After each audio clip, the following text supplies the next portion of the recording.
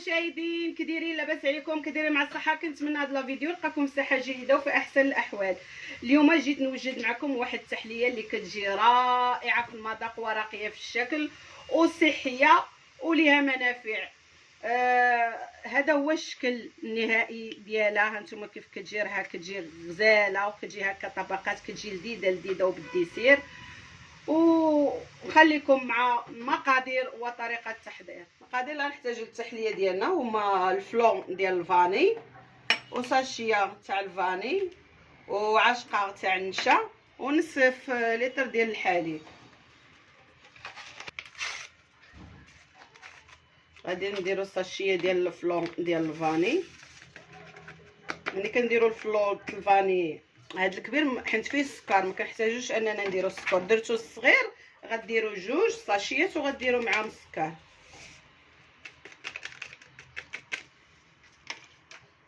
وغنديروا معلقه ديال النشا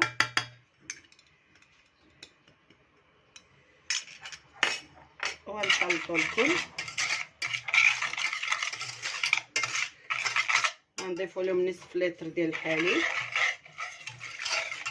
وحنايا كنحركوا. غنخلطوه مزيان ونمشيو نوضعوه فوق النار. ودابا حنا وضعنا التحليه ديالنا فوق من النار حتى يعقد لينا الفلون ديالنا ونطفيو عليها. خليكم معنا ومع التحريك باش النشا ما نبقاو نحركو هكا، باش النشا ما تكورش لينا حتى يغلى لينا الخليط.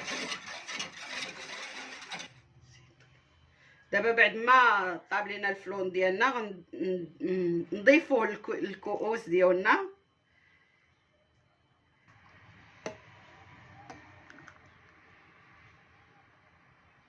ونخليوه على جنب حتى يبرد لينا وندوزو نبداو نقطعو في الديسير ديالنا. بالنسبه للتحليه ديالنا الثانيه غادي ناخذوا فلون ديال الشوكولات ومعلقه ديال النشا كبيره ونصف لتر ديال الحليب. غادي نضيفوا نصف لتر ديال الحليب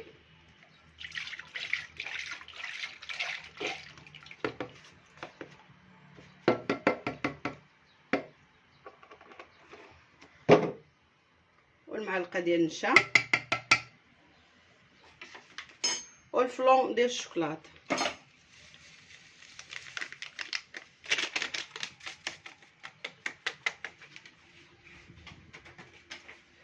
وغنخلطوا الكل جيدا وغنمشيو نوضعوه فوق النار حتى الغليان.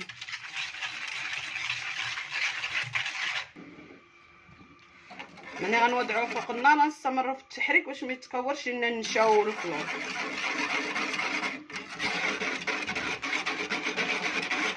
وجد لينا الفلون ديالنا غادي نصبوه في الكؤوس بحال هكذا وندوزو نوضعوه جانبا حتى يبرد لينا، عاد نزينوه.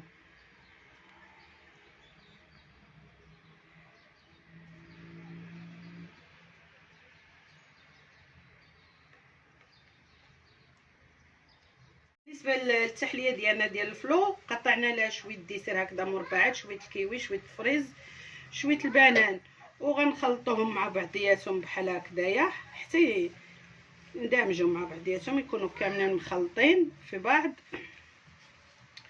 وغادي ناخذوا بحكا بشويه في الكؤوس.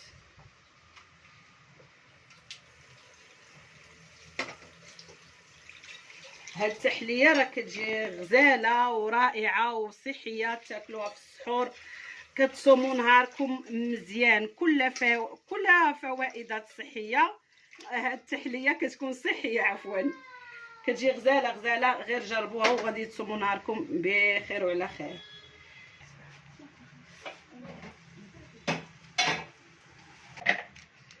ودابا غادي ندوزو نحضروا واحد السيرو بالليمون كيجي رائع صراحه.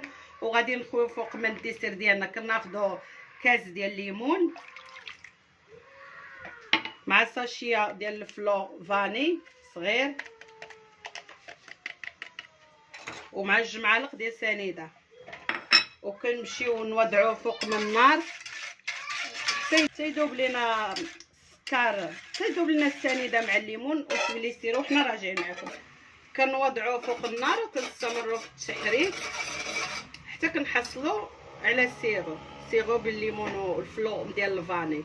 هاد السيرو راه صراحه راه كيجي رائع ولذيذ، جربوني. هاد التحليه غزاله ما شاء الله، وفيها منافع كثيره صراحه.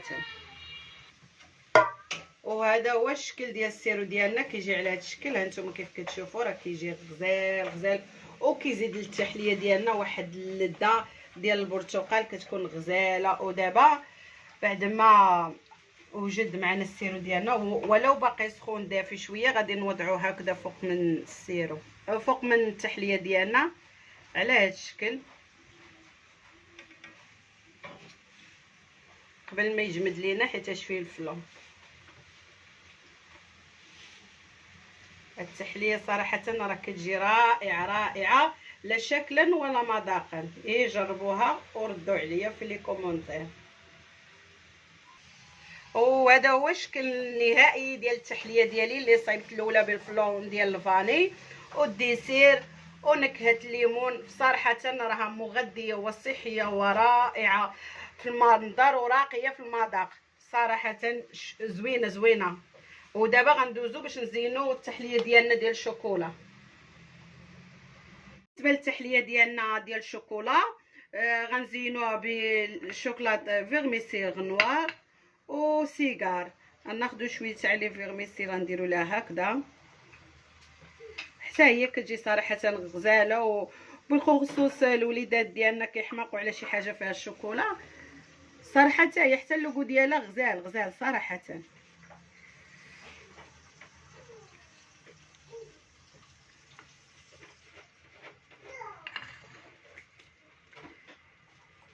وكنضيفوا لهم السيجار ديالنا على هذا الشكل. صراحه راهما كيجيو غزالين والله. ايوا هذا هو الشكل النهائي ديال التحليات ديالي اللي كيجيو على هذا الشكل، كيجيو رائعين في المذاق وراقيين في الشكل، وتحليات اللي صحيين واقتصاديين في الوقت. واللي بقى معايا حتى لهنا كنقول ليه ما تنسانيش من لي لايك والبارطاج، وشكرا على المشاهده، والى اللقاء الى فيديو مقبل ان شاء الله. مع السلامه.